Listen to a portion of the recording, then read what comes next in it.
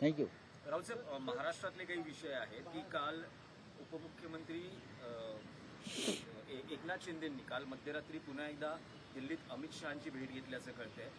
त्यांच्या दिल्ली वाऱ्या वाढता आहेत, पुन्हा एकदा भेटतील. जे एकूण महाराष्ट्रात दिसतं आहे की शिंदेचे जिथे मंत्री आहेत तिथे प्रशासक नेमले जात आहेत.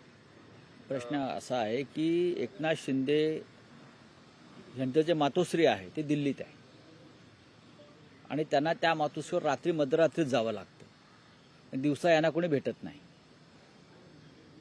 त्यांना दिल्लीत फिरावं लागतं, दिल्लीत पळावं लागतं.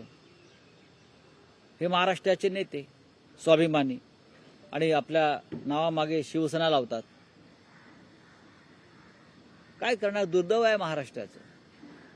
चला. रावसाहेब, आणखी एक आहे की एकनाथ शिंदे शिवसेनेतल्या इनकमिंगवर त्यांची प्रतिक्रिया आहे की दरवाजे सर्वांसाठी उघडे आहेत. बरं, हो मग 24/7. हो, असू द्या ना उघडे, असू द्या की उघडे. ते काय त्यांचं देऊळ आहे की काय दरवाजे उघडे ठेवायला?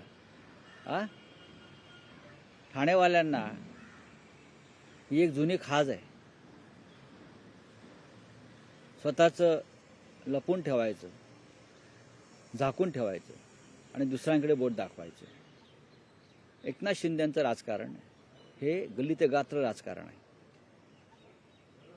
दिवा विसताना मोठा होतो, फडफडतो, तसं त्यांचं सुरू आहे.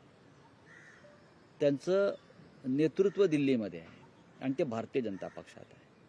एकनाथ शिंदेंचा जो पक्ष आहे हा अमित शहांच्या मालकीचा पक्ष आहे. एकनाथ शिंदे त्या पक्षाचे मालक नाही आहेत, नेते नाही आहेत. एकनाथ शिंदेचा जो गट आहे त्यातले 21 लोक हे देवेंद्र फडणवीस यांचे आहेत आणि संपूर्ण पक्षाची जी ताबेदारी आहे ही अमित शहांच्या मालकीची आहे. त्याच्यामुळे एकनाथ शिंदे जे बोलत आहेत त्या बोलण्याकडे फार लक्ष देऊ नका.